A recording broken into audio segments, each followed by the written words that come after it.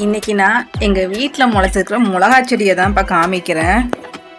நான் காமிக்கிற ஒவ்வொரு வீடியோவுமே வந்து நம்ம சிம்பிளாக எப்படி வீட்டில் செடி வளர்க்கலாம், அதே சமயம் நிறைய காய் எப்படி காய்க்கிறது அதை பற்றி மட்டும்தான் நான் எப்பயுமே எல்லா வீடியோலையுமே நான் சொல்லிக்கிட்டு இருக்கேன்.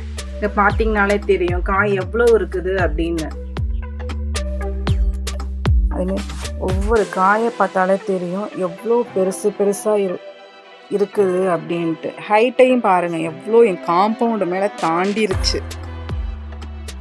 விதை வந்து பார்த்திங்கன்னா நம்ம பட்டவத்தை வாங்குவோம்ல, அதில் உள்ள விதையத்தான் நான் வந்து போட்டது. பார்த்திங்கன்னா தெரியும் நல்லா முளைச்சிருக்குது. விதையை போட்டுட்டு ஒரே இடத்துல கும்பலாக செடியை வந்து வளர்க்கக்கூடாது, தனித்தனியாக வந்து செடி வைக்கணும். இந்த இங்கே ஒரு செடி இருக்குதுன்னா இந்த சைடு வச்சுருப்பேன். மொத்தமாக இருந்துச்சுன்னா காய்க்காது, கம்மியாக தான் கொடுக்கும். இருங்க, எதுக்கு நான் வந்து மிளகாலாம் பழுக்க விட்டுருக்கேன் அப்படின்னா, நம்ம தாளிக்கிறதுக்கு இல்லை அதுக்கு தேவையான மிளகா நல்லா பழுத்ததுக்கு அப்புறம் நம்ம பறித்து காய வச்சு அதை நம்ம சமையலுக்கு யூஸ் பண்ணிக்கலாம்.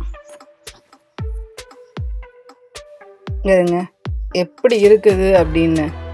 ஆக்சுவலாக நான் நிறையா மிளகா வந்து நான் சமையலுக்காக பறிச்சிட்டேன்.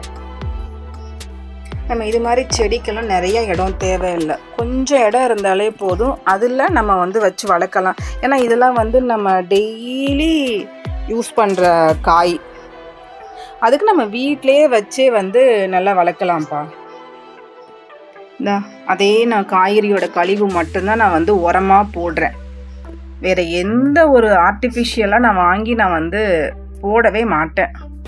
நான் எல்லா வீடியோலையுமே உங்கள்கிட்ட அதான் நான் சொல்லியிருக்கேன். அது ஃப்ரெஷ்ஷாக பறித்து அரைச்சி நம்ம வந்து சட்னியாக இருக்கட்டும் எது வைங்களேன், அந்த வாசமே வந்து ரொம்ப நல்லாயிருக்கும். நீங்கள் அதுவாக பழுக்கிற பழத்தோட கலரை பாருங்கள் எப்படி இருக்குது அப்படின்னு.